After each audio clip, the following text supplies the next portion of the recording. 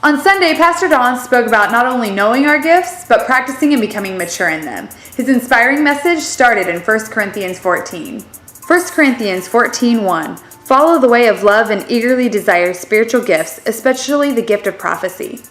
1 Corinthians 14:12 says, So it is with you, since you are eager to have spiritual gifts, try to excel in gifts that build up the church. We're not supposed to just acknowledge the gifts in our lives, but we're supposed to use them to benefit others. The gifts are really necessary to build up other people, so it's important that we practice them and excel in their use. Every gift has tremendous strengths and potential vulnerabilities, so it's important to understand both so we can get really good at putting them into practice. Prophesying is saying what God says. Without it, we end up settling for guesses or relying on our own wisdom rather than the sure direction of God. People who have the gift of prophecy are usually people who don't try to put their meaning in between the lines or don't beat around the bush. They can usually take correction pretty straight up.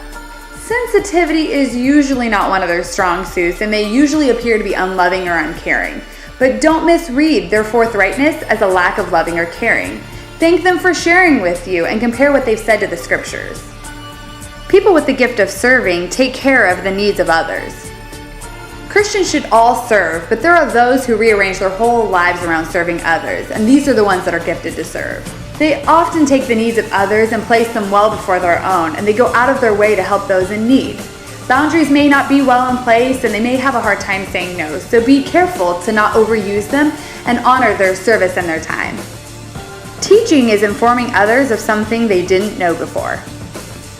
These gifted people love researching a subject and then communicating it well so that other people can understand God's truths in everyday life. They can sometimes talk over you and may not be good listeners. Our response should be to ask questions about what they're trying to communicate. That way they're not talking over you and they can dialogue better with you. The gift of encouragement delivers hope. Encouragers are positive people who usually see the sunny side of every situation. These gifted people like to keep things moving forward and looking for solutions. These people may not always be realistic, but be careful not to minimize or deflect their compliments. Take them as God's encouragement to you. The gift of giving is enjoying using your resources for great purposes. People with the gift of giving enjoy giving up their time, resources, and finances, oftentimes beyond their own needs. Their attention to detail may make them miss the big picture, but be a gracious receiver and don't rob them of the blessing of using their gift. The gift of leadership is motivating others.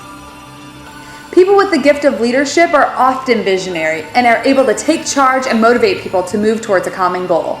They may not value relational skills as much as they should. They may be really task-focused versus people-focused. But our response to leaders should be to take their vision and help communicate it to others. The gift of mercy is caring for others.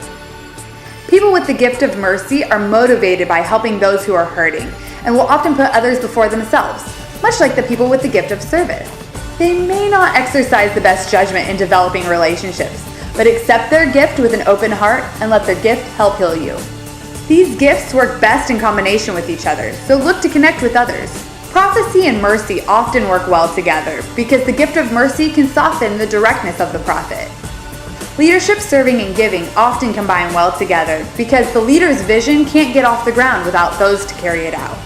Faith and healing are often seen in concert, but not always in the same person.